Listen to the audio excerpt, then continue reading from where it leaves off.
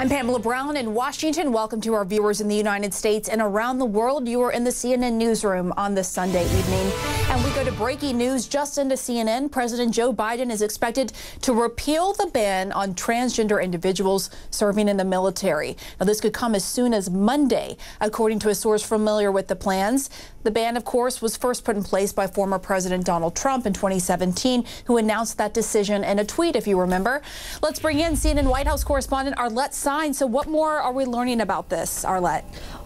Well, Pamela, President Biden is looking to make good on a promise he made during the campaign, and that was to repeal this ban on transgender individuals from serving in the military. He has long said that he would repeal this, and a source tells me that it could come as soon as tomorrow. Last week, White House Press Secretary Jen Psaki said that that would be among the first executive actions that the president would sign in the opening weeks of his administration. And you'll remember that President Trump announced this ban on the military back in 2017 in a very abrupt way. He did it via a tweet, and it wasn't actually implemented until a further review process from the Pentagon about a year later. But what President Biden is doing once again is undoing some of those policies from the Trump administration. That includes tomorrow. He is also expected to reimpose a ban on travelers who have recently traveled to Brazil, the United Kingdom, Ireland, and other European countries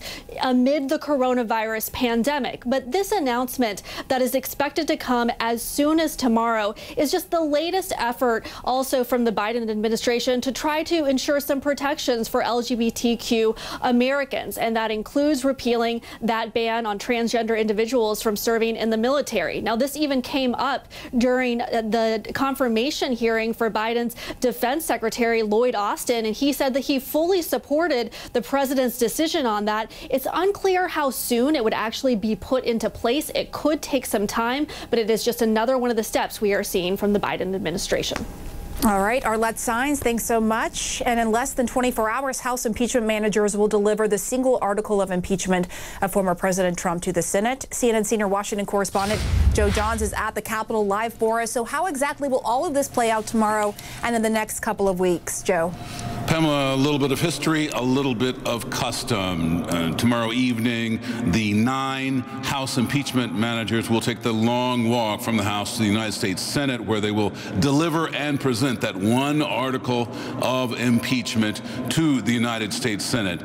Now, after that, there's going to be a 2-week period until February 9th, where we'll see sort of an exchange of legal documents more likely seen in a traditional trial. We're going to have a summons. We're going to have an answer filed, presumably from the president's lawyers to the United States government. And then after that, we're going to see a pre-trial brief written by the impeachment managers before the trial begins.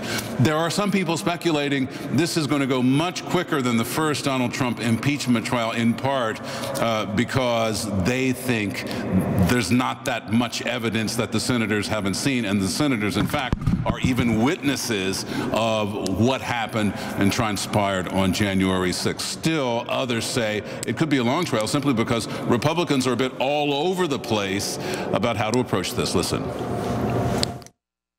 I think the trial is stupid. I think it's counterproductive. We already have a flaming fire in this country, and it's like taking a bunch of gasoline and pouring it on top of the fire. I think it's a moot point, because I think right now Donald Trump is no longer the president. He is a former president. Constitution, and I think, and I know that there are other people out there that may disagree with me, but Article 1, sections, I think it's 6 and 7, specifically point out that you can impeach the president, and it does not indicate that you can impeach someone who is not in office. The preponderance of the legal opinion is that a impeachment trial after someone has left office is constitutional. I believe that's the case. I'll, of course, hear what the lawyers have to say for each side, but I think it's pretty clear that the effort is constitutional. You'll You'll remember that the Senate now is 50-50 after the election, so that means that you'll need 17 more Republicans to vote for conviction if all Democrats, all 50 Democrats, vote in favor of conviction also. And apparently those numbers are just not there yet. Pamela, back to you. All right, Joe Johns, thanks so much. Live for us from the Capitol.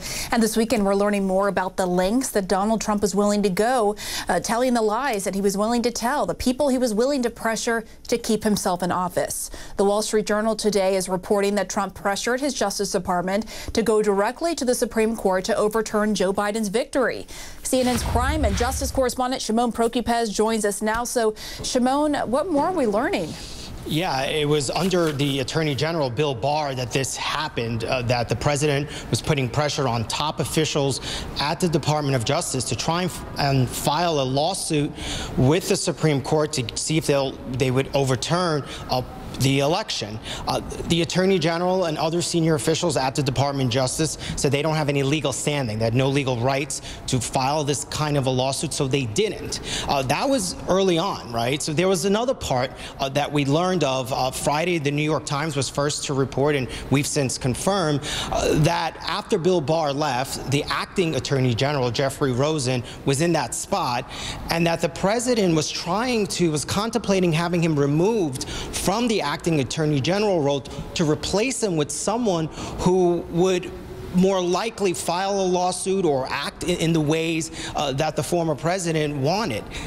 That sort of set off alarm bells inside the Department of Justice, with top leaders there saying that they were all going to quit if that happened. So that's prevented that from happening. But I think, as we have seen throughout the former president's time, that this is just more examples of him trying to use the Department of Justice for his political gain, and for his personal gain, ultimately.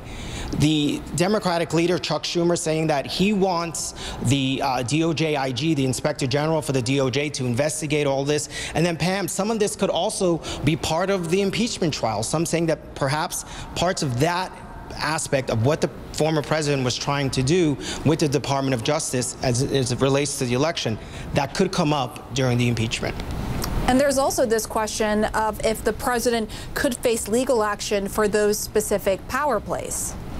So certainly that is a possibility. The fact that he asked DOJ lawyers to go and try and fight this out in the Supreme Court is one thing, but more significant is the idea that he thought about removing the acting Attorney General and replace him with someone who would be more favorable to him and to do the things that he would want him to do is certainly more troubling and could potentially land the former president in some kind of trouble. All right, Shimon Prokupecz, thank you so much. Thanks for coming on, Shimon. Sure, thank you.